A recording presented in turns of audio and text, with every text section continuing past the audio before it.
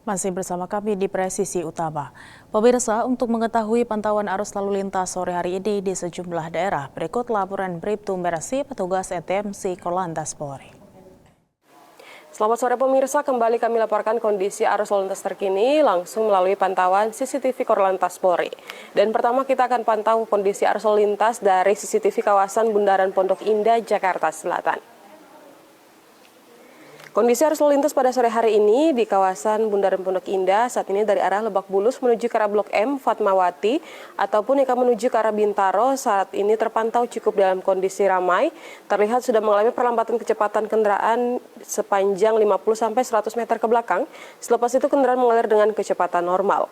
Kami himbau pengendara tetap berhati-hati dan juga antisipasi adanya pertemuan arus kendaraan di kawasan ini.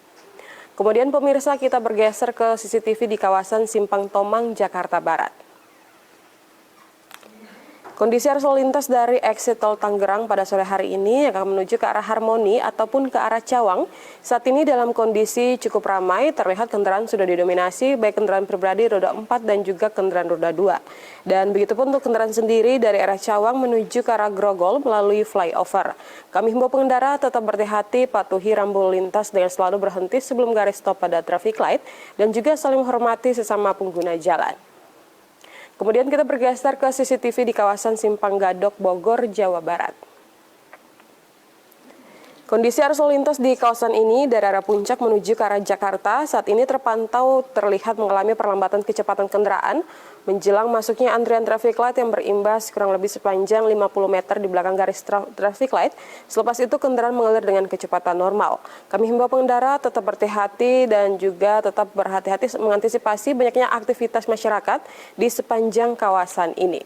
Dan terakhir pemirsa kami ajak Anda untuk melihat kondisi arus lalu lintas dari kawasan Simpang Maya Tegal, Jawa Tengah. Kendaraan di kawasan ini pada sore hari ini dari Jakarta menuju ke arah Semarang saat ini terpantau dalam kondisi ramai. Kami himbau pengendara tetap berhati-hati antisipasi jalanan yang licin karena baru saja turun hujan di kawasan ini. Kemudian dari arah Slawi menuju ke arah Semarang ataupun ke arah Tegal Kota saat ini juga terpantau dalam kondisi lancar. Kecepatan kendaraan masih dapat dipacu dengan kecepatan berkisar 45 sampai 65 km per jam. Kami himbau pengendara tetap berhati-hati dan juga tetap patuhi rambu lintas dan selalu ikuti arahan dan petunjuk dari petugas kami di lapangan. Dan untuk informasi lalu lintas lengkapnya kami siap melayani Anda di 15669 atau melalui SMS Center di 9119. Selamat sore, selamat beraktivitas dan salam presisi.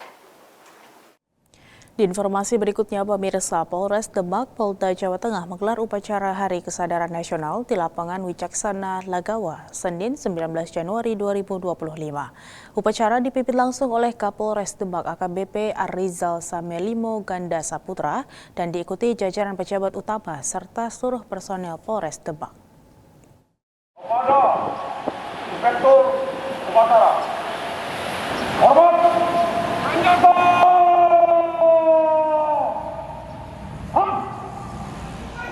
dalam amanatnya, Kapolres Demak menegaskan bahwa Hari Kesadaran Nasional bukan sekedar kegiatan seremonial, melainkan momentum refleksi dan evaluasi kinerja, sekaligus penguatan komitmen pengabdian kepada bangsa dan negara, berdasarkan nilai Pancasila dan Undang-Undang Dasar 1945.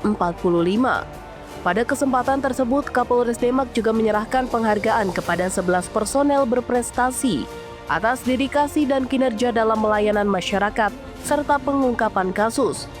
AKBP Samelimo menekankan bahwa tantangan tugas kepolisian ke depan semakin kompleks, seiring dengan perkembangan era digital dan meningkatnya tuntutan masyarakat terhadap pelayanan yang cepat, transparan, dan humanis.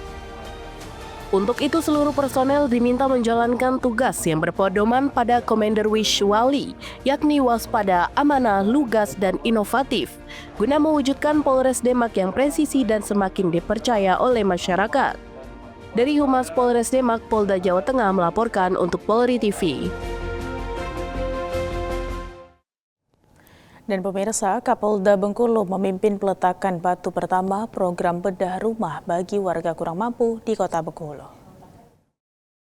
Dukung program bedah rumah layak huni bagi warga kurang mampu, Kapolda Bengkulu pada hari ini memimpin langsung kegiatan groundbreaking atau peletakan batu pertama bedah rumah ke-68 Polda Bengkulu. Kali ini Polda Bengkulu menyasar ke kediaman Bapak Pandi, yaitu merupakan lansia berusia 77 tahun yang hidup dalam keterbatasan fisik dan juga ekonomi. Berikut laporan selengkapnya.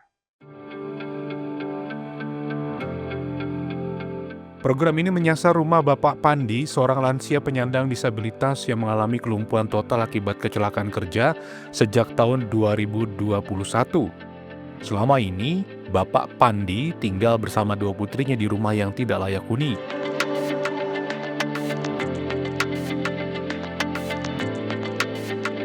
Kegiatan ini turut dihadiri Wali Kota dan Wakil Wali Kota Bengkulu, pejabat utama Polda Bengkulu, serta unsur terkait lainnya sebagai wujud sinergi lintas sektor. Usai groundbreaking, Kapolda Bengkulu juga menyerahkan bantuan sembako kepada warga sekitar. Melalui program ini, Polda Bengkulu menegaskan komitmennya sebagai pelindung dan pengayom masyarakat. Dari tim Humas Polda Bengkulu melaporkan untuk Polri TV.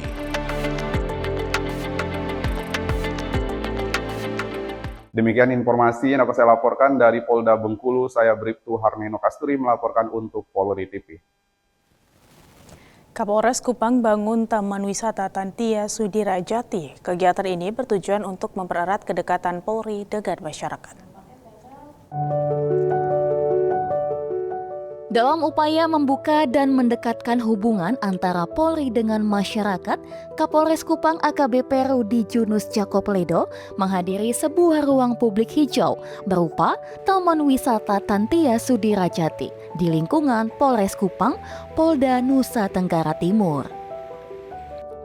Taman ini tidak hanya menjadi simbol keterbukaan Polri kepada masyarakat, tetapi juga menjelma sebagai salah satu ikon wisata lokal yang populer, khususnya sebagai lokasi foto prewedding. Dengan konsep yang unik, Taman Wisata Tantia Sudirajati memadukan keindahan alam dengan identitas institusi kepolisian, menciptakan suasana yang berbeda dari taman pada umumnya. Hamparan taman yang hijau dan asri dilengkapi berbagai fasilitas penunjang seperti gazebo, kebun bunga, kolam ikan, serta tanaman hidrolik. Kombinasi unsur alam dan ikon kepolisian tersebut menjadikan taman ini favorit warga lokal untuk mengabadikan momen spesial, terutama sesi foto bersama keluarga maupun foto prewedding. Keunikan konsep taman ini dinilai mampu menghadirkan kesan harmonis antara Polri dan masyarakat. Selain menawarkan latar foto yang menarik dan estetik, taman ini juga memberikan rasa nyaman serta edukasi visual tentang kehadiran Polri yang humanis dan dekat dengan masyarakat.